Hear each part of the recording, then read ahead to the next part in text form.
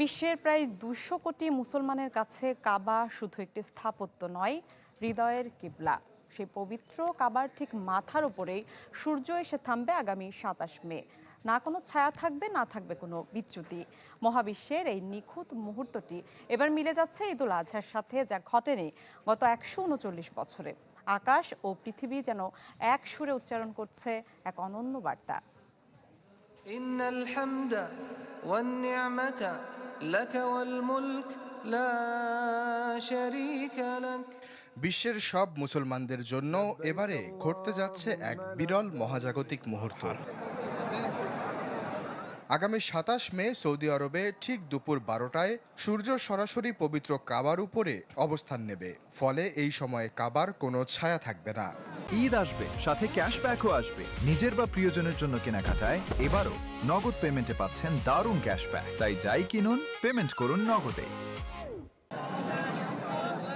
কাবার অক্ষাংশ ২১.৪ ডিগ্রি উত্তরে হওয়ায় এই ঘটনা প্রতি বছর দুইবার ঘটে। প্রথম মে মাসের শেষের দিকে, এরপর জুলাই মাসের মাঝামাঝি সময়ে। তবে এবারে এই সারিবদ্ধতা মিলে যাচ্ছে পবিত্র ঈদুল আজহার দিনে, যা ইতিহাসে বিরল।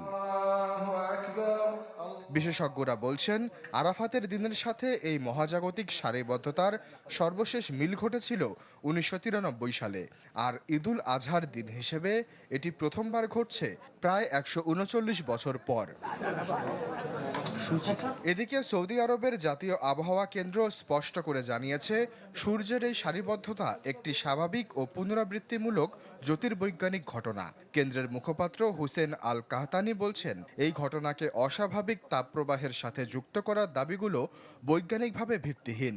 তিনি জানান, তাপমাত্রা নির্ভর করে আর্দ্রতা, মেঘাচ্ছন্নতা, বাতাসের গতি এবং বায়ুপ্রবাহ সহ একাধিক জলবায়ু উপাদানের ওপর, কেবল সূর্যালোকের কোণের ওপর নয়।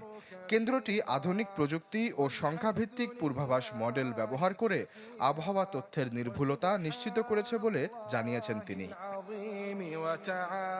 কর্তৃপক্ষ সাধারণ মানুষকে আহ্বান জানিয়েছেন, গুজব এড়িয়ে আবহাওয়া বিষয়ক সব তথ্যের জন্য সরকারি সূত্রের উপর নির্ভর করতে। আশ্বাস চৌধুরী, চ্যানেল 24।